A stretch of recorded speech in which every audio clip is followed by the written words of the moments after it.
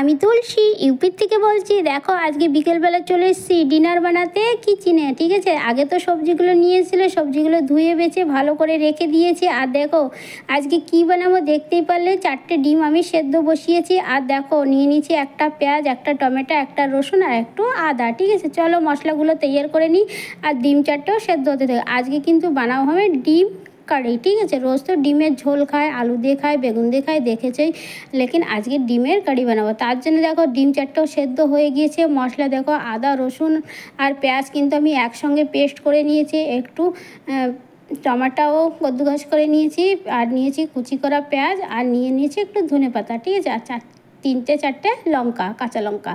আর দেখো ডিমগুলোকে আমি কিন্তু যে কাঠিগুলো হয় কাঠি দিয়ে দেখো ডিমগুলো কিন্তু আমি ভালো করে এসে সিধা করে নিচ্ছি, যাতে মশলাগুলো ডিমের ভিতরে ভালো চলে যায়, তেল মশলাটা, ঠিক আছে। তোমরাও কিন্তু এমন করে নেবে, তাহলে কিন্তু ডিম কারিটা খেতে অনেকই ভালো হয়। আর দেখো এমন করে নেওয়ার পর তারপরে কী করবো, লবণ আর হলদি কিন্তু আমি ডিমের গায়ে ভালো করে মাখিয়ে দেবো। ভালো করে কিন্তু মাখাতে হবে, ঠিক আছে। দেখো ভালো করে হলদি আর লবণটা কিন্তু মাখিয়ে নিচ্ছি। তারপরে কি করব, ডিমটা ভালো করে কিন্তু ভাজতে হবে। চলো মেখে একটু সময়ের জন্য আমি কিন্তু রেখে দিয়েছিলাম, ঠিক আছে, রেস্টে। তারপরে দেখো কড়াই বসিয়ে দিয়েছি, কড়াইটা গরম হতে থাকুক। তারপরে কি করব, কড়াইটা যখন গরম হয়ে যাবে তারপরে কিন্তু তেল দিয়ে দেবো। আর দেখো এই প্লেট ডিম কারিটা বানালে কিন্তু খেতে অনেকটাই ভালো লাগে।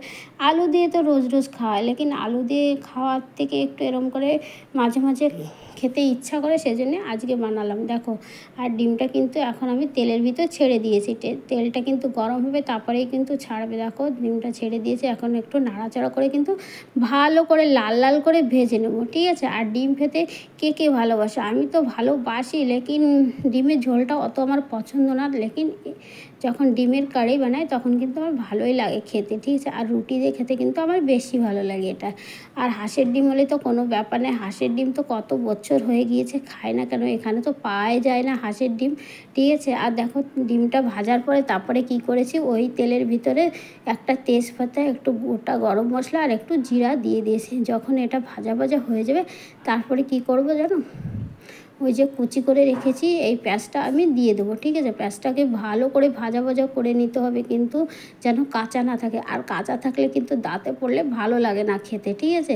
সেই জন্য ভালো করে লাল লাল করে ভাজা ভাজা করে নেব। তারপরে যে বেটে রেখেছিলাম মশলাটা, সেটাও কিন্তু এর ভিতর দিয়ে দেবো, পেঁয়াজের ভিতর। তারপরে এটাকেও ভালো করে নাড়াচাড়া করে নেব। তারপরে দেখো আমি কিন্তু একটু জল অ্যাড করে দিয়েছিলাম, ঠিক আছে।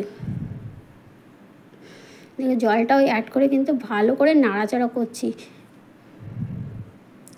নাড়াচাড়া করে তারপরে তো যেসব গুঁড়ো মশলা আছে মশলাগুলো তো অ্যাড করতেই হবে, লেকিন তার আগে আমি অ্যাড করেছিলাম টমেটোটা, যাতে টমেটোটাও ভালো করে ভাজা ভাজা হয়ে যায় আর কালারটা যাতে ভালো আসে সেই জন্য, ঠিক আছে, কালারটা।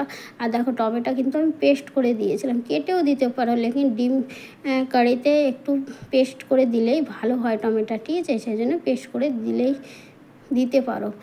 তারপরে দেখো গুঁড়ো মশলা দিয়ে দিয়েছি, গুঁড়ো মশলা দিয়েও নাড়াচাড়া করে তারপরে দেখো একটু লঙ্কা আমার কম লাগছিলো, সেই জন্য লঙ্কা পাউডারটা আর একটু দিয়ে দিয়েছি। তারপরে একটু জল দিয়ে বেশ নাড়াচাড়া করছি। নাড়াচাড়া করতে হবে যতক্ষণ আমার মশলার গায়েতে তেল না ছেড়ে আসবে, ততক্ষণ কিন্তু আমি মশলাটাকে ভালো করে ফ্রাই করে নেবো।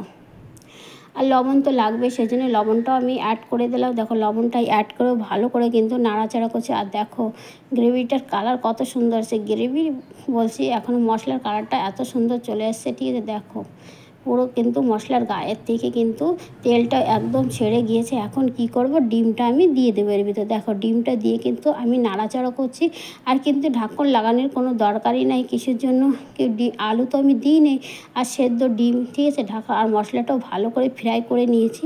এখন কি করব, নাড়াচাড়া তো করে দিয়েছি, এখন দিয়ে দেবো এর ভিতরে একটু জল।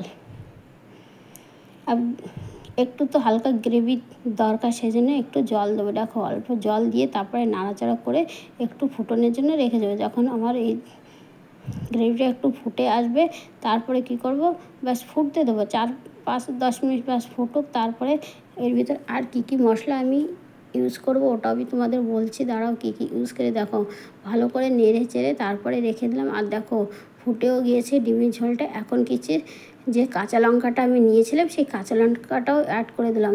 যদি কারোর লঙ্কার দরকার হয় তাহলে কিন্তু এটা দিয়ে খেতে পারবে, ঠিক আছে, যদি ঝাল কম লাগে। আর দেখো, আর এই কাঁচা লঙ্কাটা দিলে কিন্তু ভালো সুন্দর একটা গন্ধ আসে। দেখো, কাঁচা লঙ্কা দেওয়ার পর নেড়েচে তারপরে দিয়ে দিলাম গরম মশলা। ব্যাস একটু দানা গরম মশলা দিয়ে কিন্তু আমি কিন্তু গুঁড়ো গরম মশলাটাই দিয়েছিলাম, বেটে দিইনি। আর দেখো, তার আগে তো আমি তেলের উপরে একটু খাড়া গরম মশলা দিয়েছিলাম। আর তারপরে দেখো, গ্রেভিটা আমার কিন্তু হয়ে গিয়েছে। এখন কি করছি, আমি ওর উপরে একটু ধনেপাতা দিয়ে দিলাম। আর কিন্তু এখন আমার পুরো কমপ্লিট হয়ে গিয়েছে। এখন গ্যাসটা আমি বন্ধ করে দেবো। বন্ধ করার পরে চলো, দেখো হয়ে গিয়েছে আমার ডিমের কারি। দেখো কত সুন্দর লাগছে দেখতে না? আর দেখতে যেমন হয়েছিল বন্ধুরা, খেতেও কিন্তু অনেকটাই ভালো হয়েছিল। তোমরাও ট্রাই করে দেখো এরকম সহজ পদ্ধতিতে ডিমের কারি, ঠিক আছে। আমি তো আমার মতন করে বানালাম, ঠিক আছে, আমার তো এমন করেই ভালো লাগে। আর তোমরা কিন্তু একটু বানিয়ে খেয়ে দেখো, তারপরে আমাকে কমেন্টে জানিও, ঠিক আছে, কেমন হয়েছে। বন্ধুরা, আমার ছোট চ্যানেলটাকে একটু সাবস্ক্রাইব করে দিও। আজকের মতন এটুকু, কালকে নতুন ভিডিওর সঙ্গে আসবো। আর ভিডিওটা যদি ভালো লেগে থাকে একটা কমেন্ট করে দিও, ঠিক আছে। দেখো কালারটা কত সুন্দর এসছে। আর এটা কিন্তু ধনেপাতা আর টমেটোর কিন্তু এটা কামাল, ঠিক আছে, এটা টেস্টি আনার, ঠিক আছে, একটু চটপটে হয়, খেতে কিন্তু অনেকই মজা লাগে। আর রুটি পরোটা